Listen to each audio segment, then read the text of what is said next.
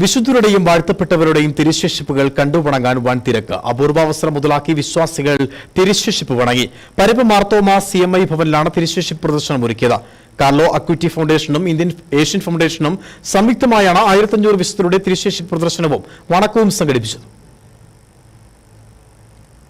അയ്യപ്പൻകോവിൽ പരപ്പിൽ പുതുവത്സര ദിനത്തിൽ ആരംഭിച്ച പ്രദർശനം ഏറെ ശ്രദ്ധേയമായി മാറുകയായി. രാവിലെ 10 മുതൽ രാത്രി 8 വരെ ഒരുപോലെ സന്ദർശക പ്രവാഹമായിരുന്നു. ഒരു ദിവസം പോലും സന്ദർശന കുറവുണ്ടായില്ല. ദിവസം കൂട്ടുമെന്ന് കരുതി കാത്തിരുന്നവർ നിരാശരാവുകയും ചെയ്തു. കത്തോലിക്ക സഭയിലെ 1500-ലധികം വിശുദ്ധരുടെയും വാഴ്ത്തപ്പെട്ടവരുടെയും തിരുശേഷിപ്പുകളാണ് വണങ്ങാൻ അവസരം ഒരുക്കിയത്. അത്യപൂർവ തിരുശേഷിപ്പ് വണക്കവും പ്രദർശനം ഒരുക്കിയത് വിശ്വാസികളെ കൂടുതൽ ആകർഷിക്കുകയും ആനന്ദിപ്പിക്കുകയും ചെയ്തു. പരപ്പ് CMI ഭവനിലെ ദേവാലയത്തിൽ വിശുദ്ധ ജവറേച്ചിന്റെ തിരുനാളിനോടനുബന്ധിച്ചാണ് തിരുശേഷിപ്പ് വണക്കം സംഘടിപ്പിച്ചത്. യേശുക്രിസ്തുവിനെ തറച്ച വിശുദ്ധ കുരിശിന്റെ ഭാഗങ്ങൾ, തലയിൽ വെച്ച മുൾക്കിരീടത്തിന്റെ ഭാഗങ്ങൾ 1-ാം നൂറ്റാണ്ട് മുതൽ അടുത്ത ഏപ്രിൽ വരെ വിശുദ്ധ ഗണത്തിലേക്ക് ഉയർത്തപ്പെടുന്നവരുടെ വരെ തിരുശേഷിപ്പുകളിൽ പ്രാർത്ഥിക്കുന്നവരുടെ തിരക്കാണ് പരപ്പ് മാർത്തോമ റിന്യൂ സെന്ററിൽ ഉണ്ടായത്. വിശുദ്ധരും വാഴ്ത്തപ്പെട്ടവരും ധരിച്ചിരുന്ന വസ്ത്രങ്ങൾ, വസ്ത്രഭാഗങ്ങൾ, ശരീരഭാഗങ്ങൾ എന്നിവയാണ് തിരുശേഷിപ്പായി സൂക്ഷിച്ചത്. കാർലോ അക്വിറ്റി ഫൗണ്ടേഷനും എഫ്രോം കുന്നപ്പള്ളി അംഗമായ